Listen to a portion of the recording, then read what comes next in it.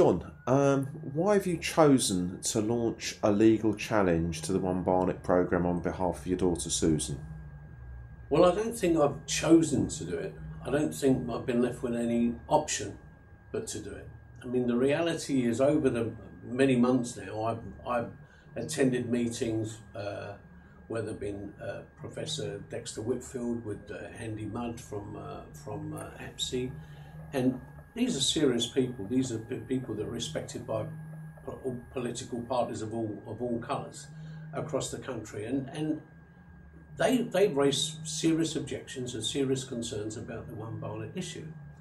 And over these months, I've watched the activities of BAPS, the Barnet Alliance for Public Services, and the activities of probably one of the most reasonable men I've ever met in my life, a guy called John Burgess, who's the union rep. And I've seen every conceivable reasonable attempt to discuss the One Barnet issue, in a meaningful consultation with Barnet residents. I mean, all we've had is obfuscation and misinformation. I mean, for example, and abuse. I mean, like, for example, I'm a Luddite because, according to Cornelius, people like me are Luddites because we just don't accept what's been put on the table.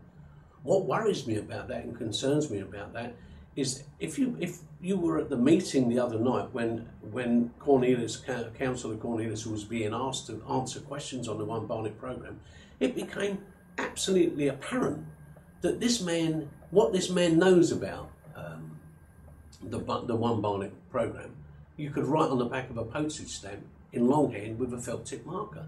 So I'm not a Luddite, he's the Luddite, because he seems to be being led by the nose, you know what I mean? And then you've got the likes of Coleman calling people that, respectable women in Barnet residents who are genuinely concerned about the One Barnet issue, calling them hags, and all the councillors sitting there, including Cornelius, laughing and joking. I mean, every reasonable attempt has been made, and so therefore I have to concern myself. I'm 70 years old. I'm not getting any younger.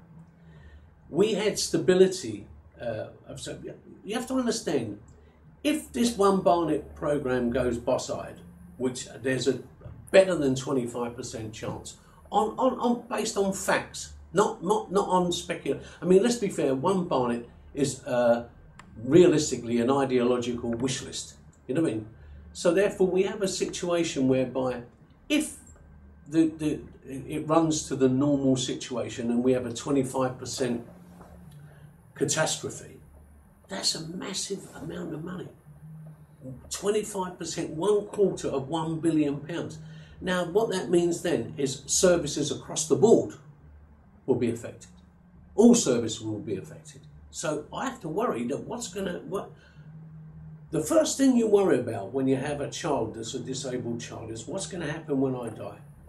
And for my daughter's, on Saturday, this Saturday, she'll be 49 years old. For the last 35 years plus, we've had no problems. We know what's going to happen next week, next month, next year, 5 years' time. There's been stability, there's been continuity, but we don't have that peace of mind anymore. And with this is a huge threat. This is a huge threat, not according to me, right? This is a huge threat according to serious people like Andy Mudd of APSI, serious people like Professor Dexter Whitfield, serious people like John Dix, a Barnet resident, who is actually his occupation is outsourcing public services, and he actually named this policy, this programme, the £1 billion gamble. Now, why, if this is such a fantastic thing, and Cornelius and co have got it so right, and they are so 1000% sure that everything is in the garden is rosy, why are they hiding the business plan from APSI? Why are they hiding the business plan from Professor Whitfield? Why are they hiding the business plan from the bloggers, the 5 bloggers? I mean, all the 5 bloggers wanted to go to look up. They're all competent people, business people, know what they're doing. They wanted to go. So why all this, why all this cover up? Why all this, what I mean? So just simply want to know, what is the other side of the coin? What are you hoping that the legal challenge will do? What I'm hoping the legal challenge will do is to bring some rationale to the situation, in as much that we've had one side of the coin all the time, one side of the coin, one side of the coin, and its basic, its foundation is ideology and dogma. You know what I mean? Now, if you're going to have a rational debate and a rational discussion about something as huge and something that's so important that could devastate the lives of so many people in Barnet, then you have to realistically look at both sides of the coin. In a similar way, I mean, if you extend the logic, a couple of weeks ago, the waste and street processes were going to be linked, outsourced and linked with London Borough of Brent, and then taken in, and outsourced. Now, on the 7th of November, they've decided they're going to keep those services in-house. Well, the logical conclusion of that is that they had an in-house comparator. So, so if they had an in-house comparator for that segment of the One Barnet program, why haven't they had an in-house comparator for the other two? Do you know what I mean? It's the whole thing kind of makes no sense to me. The whole thing kind of makes no sense to me, in as much that you've got people in these the planning department, the gardening department, the legal departments, people with 20, 30 years, 15 years, 18 years experience in Barnet with these kind of things, with these kind of issues, you know what I mean? Now, collectively, they've got hundreds of years of cold-face experience of what goes on in Barnet. They haven't been consulted. We've spent millions of pounds consulting people from outside and not even considered consulting the people, probably because of ideology and dogma, because some of them are trade unionists. I mean, that's probably at the back of it. But the reality is, if you've got this pool of expertise, why would you go and outsource it? Why would you keep covering up all the time? Why would you keep refusing to speak to the other side? If you're going to consult, Cornelius is very fond of using the expression consult. They haven't consulted. They haven't consulted with anybody. And Susan currently uses services provided by Your Choice Barnet, doesn't she? How's that gone? That's an outsourced contract, as I believe. Well, I mean, at the end of the day, it's again.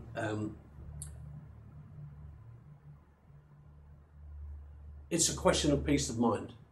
It's a question of peace of mind. I mean, at the end of the day, Your Choice was pushed through with no choice. There was no choice. It was pushed through, forced through. We were told this is what was going to happen. End of. This is it. Strangely enough, in the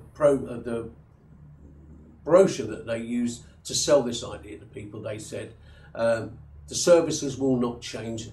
The only thing that will change will be the logo. So it's been a complete misrepresentation from word go. I have to say that currently I'm not particularly unhappy with the services Susan is getting. I know other parents that are extremely unhappy with things, but the big worry is, again, it's now outsourced. I mean, I've been told for months that it hasn't been privatised. It's an LATC, which means it hasn't been privatised because it belongs to London Borough of Barnet. Councillor Cornelius, in response to an answer the other night to a parent with a child with learning difficulties, turned around and said, well, the adult service has already been privatised. So you've got the leader of the council telling you it's been privatised, and you've got Tracy Lees and Amanda Jackson and that little crew telling you it hasn't been privatised, you know what I mean? And extend that worry even further, the business plan that they forced through is looking like there could be something like, if they go along this line, there could be a deficit of over 500,000 quid, right? So therefore, if this goes bust, this company goes bust, because it's now a privatised company, and let's be honest, if you're going to outsource everything in London Borough of Barnet, everything is outsourced, so you've got no means of revenue coming in, right, because that revenue is already allocated. Where's the money going to come to back Your Choice Barnet? Where's the money going to come from? Do you know what I mean? So the One Barnet issue, One Barnet programme, if that fails, and Your Choice fails, because if Your Choice is already showing a possibility of a £500,000 deficit. So where's that 500? I mean, they're already charging they're charging to go into church halls now. They charge them for to go to watch movies in a church hall. They charge for the coffee. There's nothing left of much that they can't charge. That they can't charge for. But at the end of the day, the problem is, where are you going to get 500,000 quid from? In one breath, they're saying, we're going to employ more staff because we want to get more people in. Then you read another business plan where it says, oh, we've got to get rid of staff in order to cut down our expenditures. So there's it's like, it's kind of the blind leading the blind. And the most important thing for me is what's going to be there in 10 years or 15 years. I mean, that's mine. Not now. And one other important question, I mean, have you actually been consulted on One Barnet, and has there been any efforts made to try and to make you understand how it will affect Susan? Absolutely not. Absolutely no consultation whatsoever from London Borough Barnet. Absolutely nothing.